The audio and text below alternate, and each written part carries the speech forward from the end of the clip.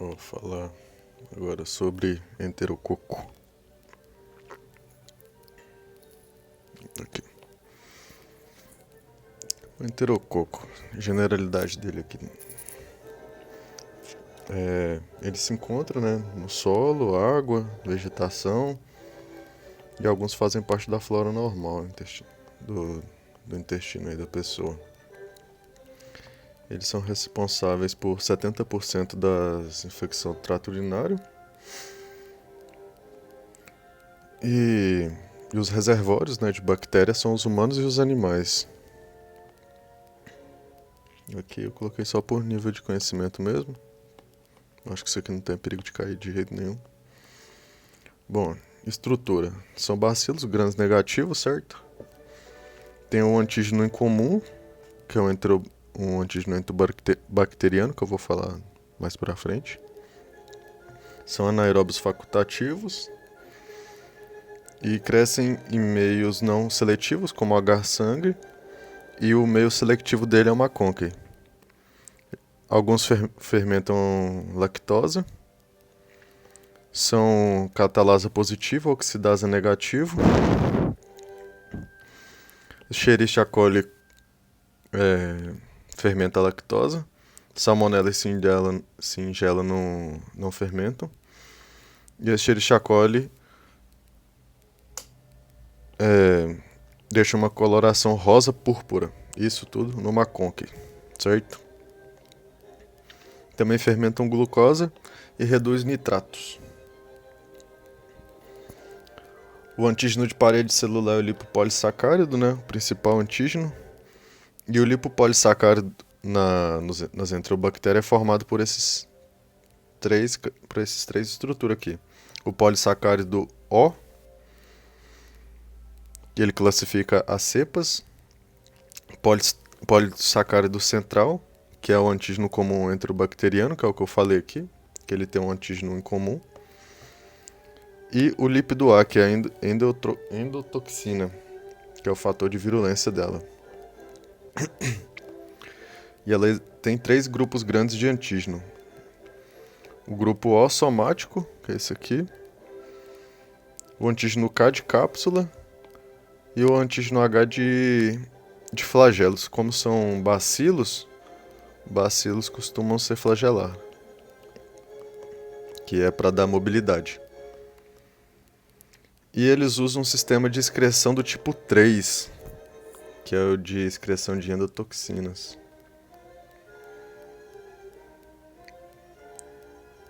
Na ausência de sistema de excreção que eu falei, né, o sistema de excreção 3, elas se tornam menos virulentas. O ferro é um importante fator de crescimento ao efeito bactericida do soro sanguíneo.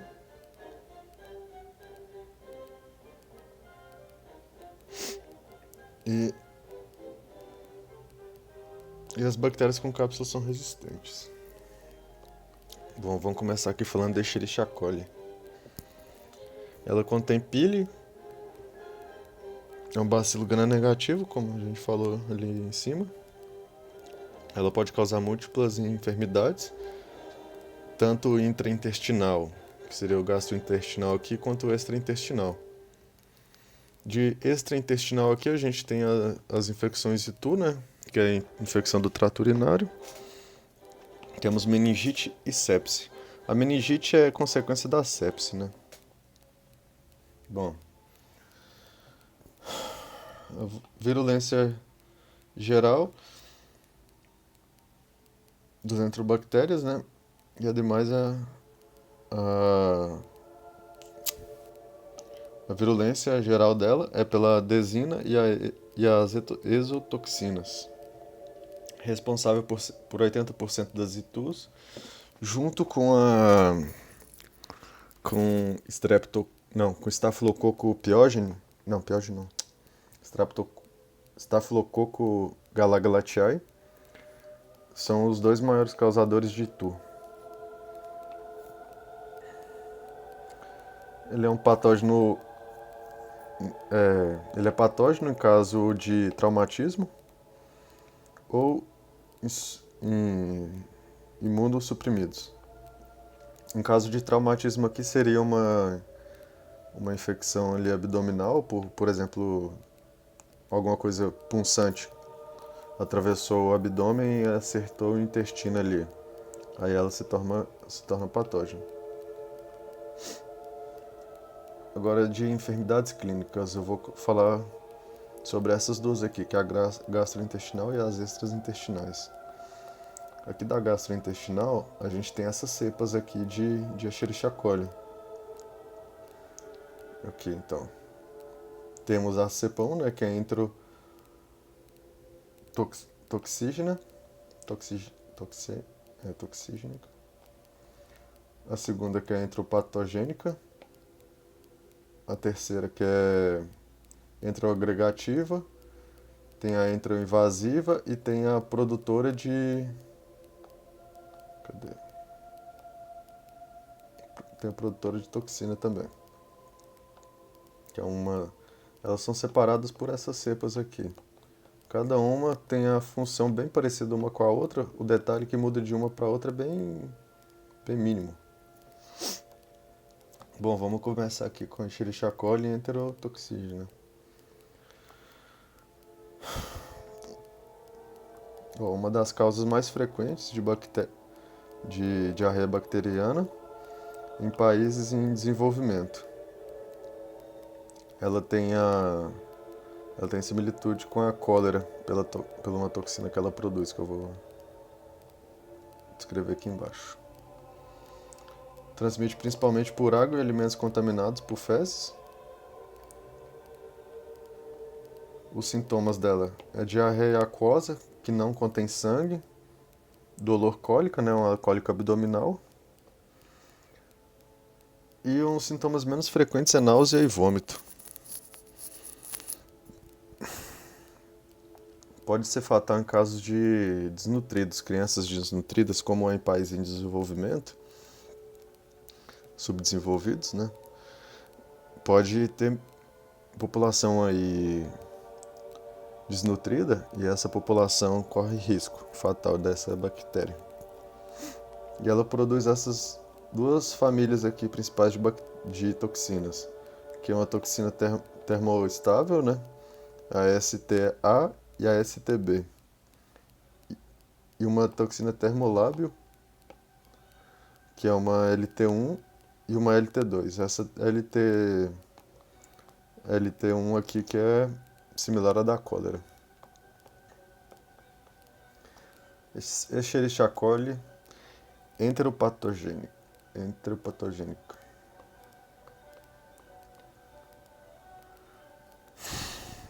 De fator de virulência dela, ela tem esses slots aqui, slot de patogenicidade, locus de borramento de eritrocitos.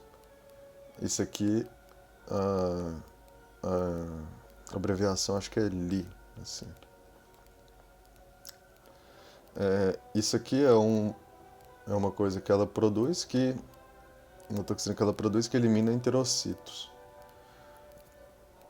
Se transmite por exposição fecal ou oral, por exemplo, alimentos contaminados, assim como a outra.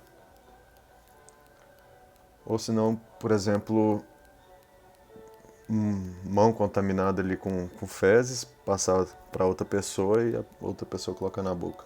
A questão é ter a origem em fezes e para a cavidade oral.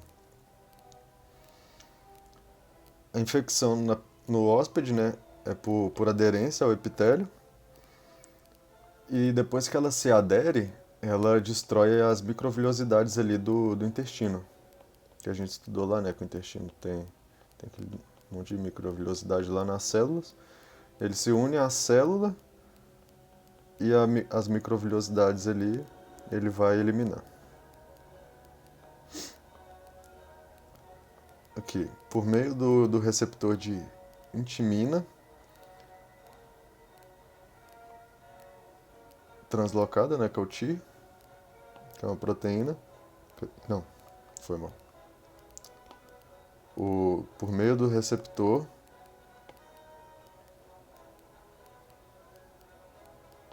de intimina. A proteína Ti une a timina,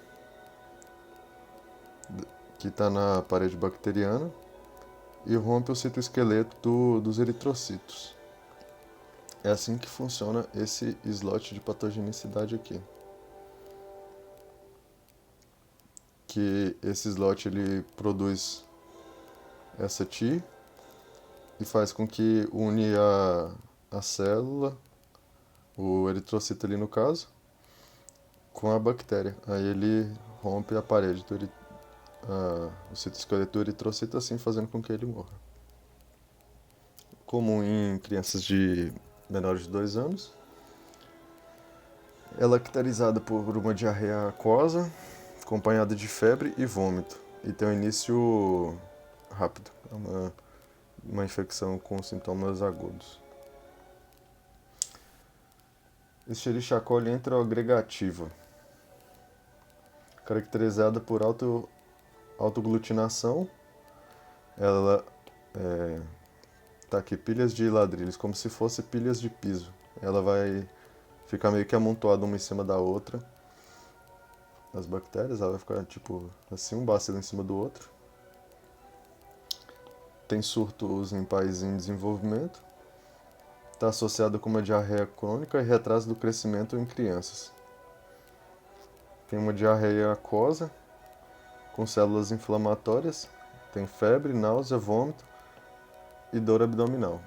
Você viu que os sintomas de uma para outra não mudam muita coisa? É um detalhe ou outro ali que muda. Essa aqui, ela pra mim é como se fosse a principal. Essa Escherichia coli produtora de toxina Shiga. Porque ela foi até uma que ele passou no início das aulas e ele citou essa cepa aqui, ó. Bom, então vamos lá. Tem essa toxina Shiga aqui, que essa denominação Shiga é pela Shigella aqui, ó. Shigella. Depois você vai entender por quê. E ela tem a toxina Shiga aqui, ó. Shiga, não sei como é que se pronuncia. A STX1 e a STX2. E também tem aquele locus de borramento de eritrocitos. De enterocitos. Corrija aí, por favor. Não é eritrocito, é enterocitos. Acho que eu escrevi errado aqui em cima. Não, tá certo, eu que falei errado. Isso aqui é um locus, é uma toxina que mata as células intestinais, os enterocitos. A cepa mais virulenta é essa O157H7. Acho que é importante guardar isso aqui, que ela está associada com hemorragias. É a mais frequente em enfermidade grave. A ingestão de menos de 100 bacilos já pode causar enfermidade e é caracterizada desde uma diarreia leve, né, até uma colite hemorrágica aí, que é uma inflamação hemorrágica com dor abdominal intenso e uma diarreia sanguinolenta. E ela pode causar uma síndrome que chama síndrome hemolítica urêmica, SHU, que pode causar insuficiência renal aguda, porque ela afeta o endotélio dos glomérulos. Pode causar uma trombocitopenia e uma anemia hemolítica microangiopática. Isso pode ocorrer em 5 a 10% em crianças de menores de 10 anos. E a insuficiência renal aqui aguda é especial pela toxina 2 ali que eu expliquei. Essa aqui, ó. STX2, que é a toxina SIGA, sei lá. 2. Essa aqui é a quinta e última, Escherichia coli. Ela é caracterizada por diarreia aquosa, destrói epitélio também e pode causar ulceração colônica. Agora eu vou falar das infecções extraintestinais. Essas aqui todas foram intraintestinais que eu disse. As extraintestinais. A primeira, né, é a ITU, que é a infecção do trato urinário. A principal virulência dela, né, é pela produção de adesina, pelo pili, né? E ela tem uma hemolisina HLYA, que ela lisa eritrocito e outras células. Ela também pode causar uma meningite neonatal. Essa meningite neonatal no livro não diz. Ele deixa bem claro que não tem uma explicação pré-estabelecida já sobre como ocorre a infecção da mãe para a criança. Só diz que pela presença da bactéria no trato digestivo da mãe, pode acontecer talvez ali na hora do parto da mãe infectar a criança, né, pelas fezes, ou se não a mãe aí no banheiro e passar para a criança, alguma coisa relacionada a isso pode ser a causa da infecção, mas nada comprovado.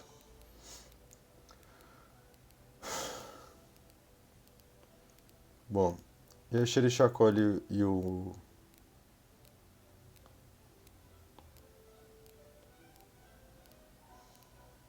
Aqui acho que era para ser estafilococo.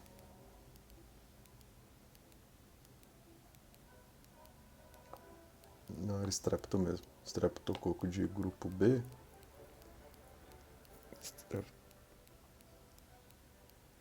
Streptococo de grupo B. Não tô lembrando agora.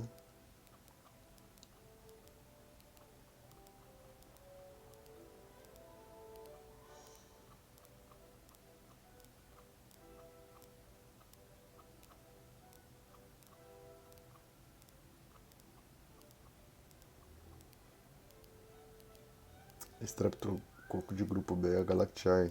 Tô confundindo. Não é estafilococo, não é streptococo. É a Galactiae. Então, a Escherichia coli e a Galactiae, Streptococcus galactiae, são responsáveis, né, por são responsáveis na maioria das infecções do sistema nervoso central de crianças menores de 1 mês, com menos de 1 mês de vida.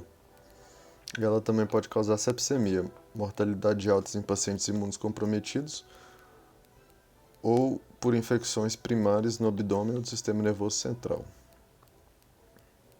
Agora vamos falar da salmonela.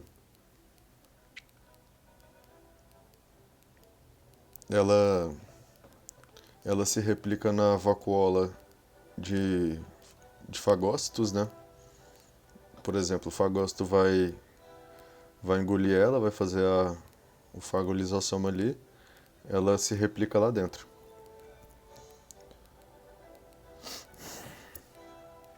A taxonomia dela é problemática, né? Porque ela tem uma parte de taxonomia e eles não decidem qual que vai ser a certa. Mas vamos chamar de salmonela. Patogenia. Ela tem slots de patogenicidade 1 e 2. O 1 são proteínas invasivas secretadas pela salmonela, que são a SSPS.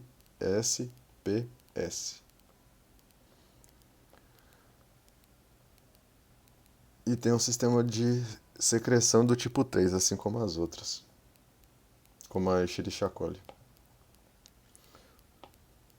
O slot de patogenicidade 2 é um gene, né, que faz com que a bactéria fuja do sistema imune, faz com que ela tenha uma resistência do sistema imune por dar fuga no sistema. E ela também tem sistema de excreção do tipo 3. Epidemiologia. coloniza humanos e animais. A transmissão é por ingestão de alimentos infectados, assim como a Escherichia coli. E a fonte animal mais comum é por aves, curral, eu não sei o que é curral, esqueci de pesquisar. Pela ingestão de ovo, né, que é a mais comum e mais conhecida pelo povo. E por produtos lácteos contaminados. Pode causar mortes em crianças desfavorecidas em países em via de desenvolvimento. Prolifera em alimentos que estão fora de refrigeração. Por exemplo, tu deixa o ovo fora da geladeira, a bactéria vai proliferar por estar em temperatura ideal, que é a temperatura ambiente. Se o ovo estiver na geladeira, ele não vai proliferar.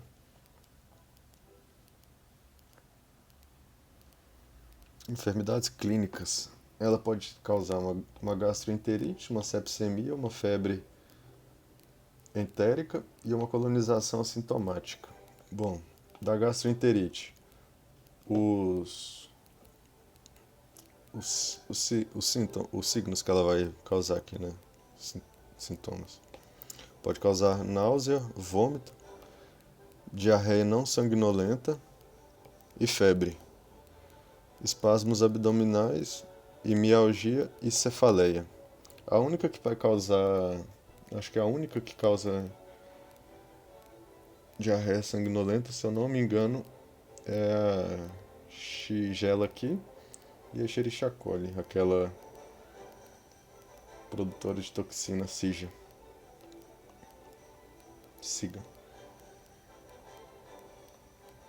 Sepsemia é pelo tem um alto índice em pacientes pediátricos, geriátricos ou imunodepressivos. Da parte clínica, sintomas clínicos aqui pode causar osteomielite, endocardite e artrites. Esses aqui é um clássico, né, de sepse, né, por conta da proliferação dela na corrente sanguínea. Febre entérica. É uma enfermidade, né, que é denominada febre tifoide. Tem a versão menos grave, né, dessa febre tifoide aqui, que é a febre paratifoide. Na leve, ela não vai causar esses sintomas aqui que eu vou falar. Então, eu anotei somente a grave, porque a leve não causa isso. A grave, ela causa cefaleia, né, além de febre, mialgias, mal-estar geral e anorexia. E se pode suspeitar de pacientes que estão infectados com salmonela e que apresentam febre, né? Aqui, ó, suspeitar de pacientes com febre que acabaram visitando áreas endêmicas, pessoas que viajaram há pouco tempo,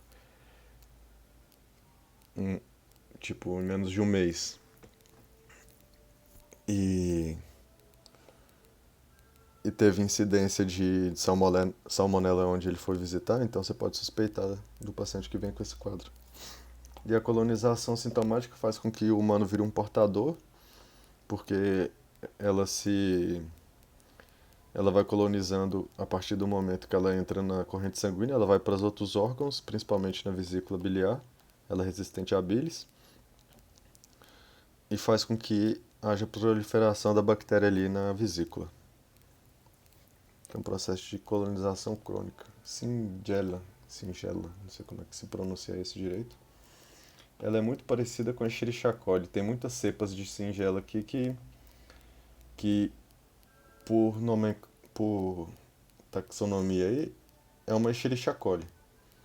Então tem Singela que é uma Escherichia coli, mas para não fazer confusão, eles colocaram o nome de Singela aqui, Singela. Patogenia e imunidade. Tem replicação no colo, né, do intestino aí. Ela não se une às mucosas como as outras. Ela não tem capacidade de se unir às células mucoide. Mas ela se une às células M da placa de Peyer, que é lá do cólon. Tem um sistema de secreção do tipo 3, como o restante que eu falei, e produz 4 proteínas: IPA-A, IPA-B, IPA-C e IPA-D.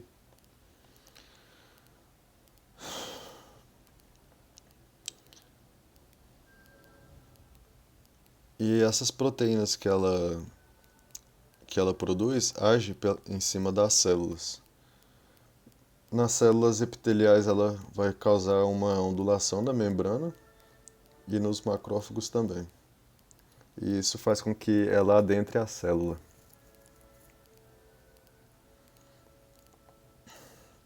Ela alisa as vacuolas, né, fagocíticas, então ela não é fagocitada,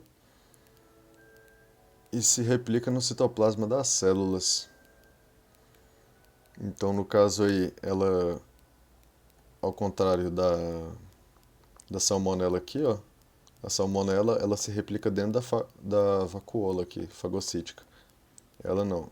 A singela ela rompe essa vacuola e se replica no citoplasma da célula ali. Pode ser do macrófago ou das nossas células corporais mesmo. E ela acaba induzindo a apoptose dos fagócitos.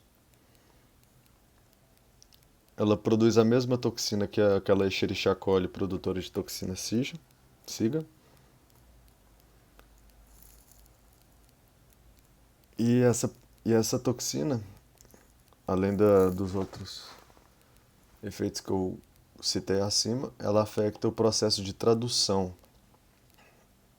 do RNA nas células, no núcleo,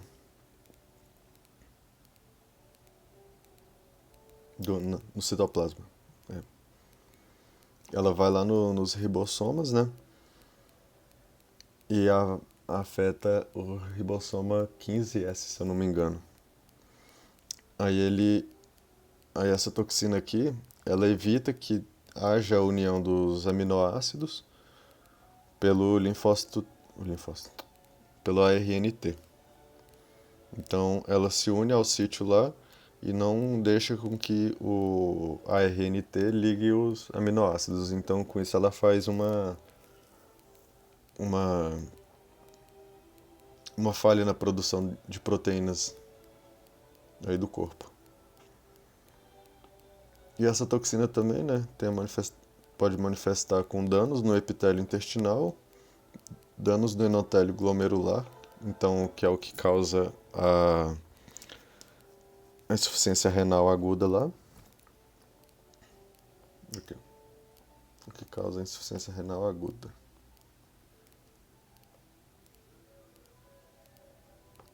Que eu expliquei aqui em cima.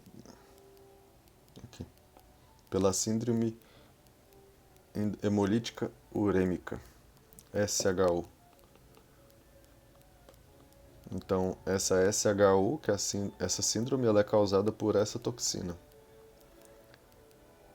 Então, é só lembrar que essa toxina aqui, ela causa insuficiência renal, causa endocardite e artrite. Então, essa toxina causa a síndrome hemolítica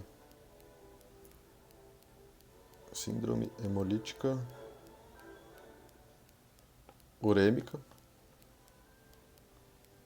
e afeta esses órgãos aí que eu expliquei. Epidemiologia. O ser humano é o reservatório, né, dessa bactéria. Ela tem uma enfermidade que se chama sigelólisis. Pode ser uma enfermidade pediátrica, né, que acomete 60% das crianças deixa eu corrigir. Sendo uma enfermidade pediátrica, 60% são crianças menores de 10 anos, certo? Em adultos, é frequente em pacientes homossexuais, né, que tem o contato ali com o cólon na hora do sexo, ou se não, em adultos, pode ser contaminados por crianças infectadas.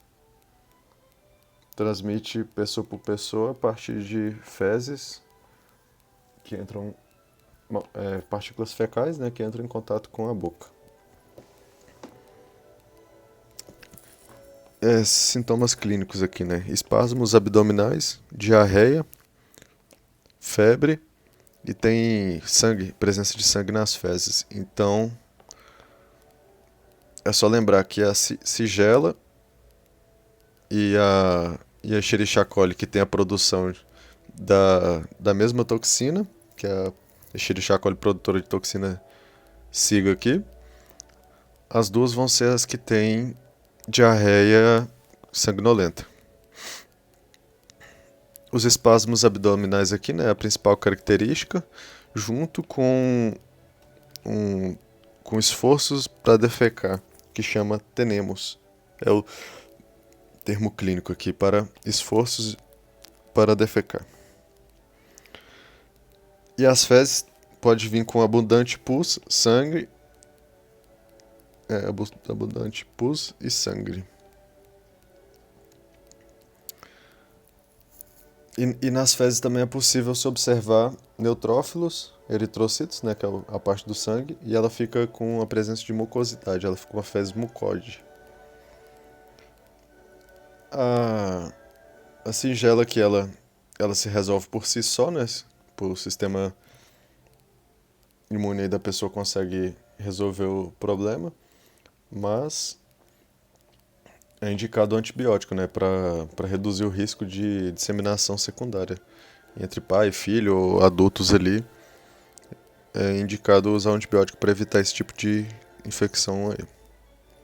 Bom, e sobre os enterococos? Enterococos não. Pelas enterobactérias, é isso.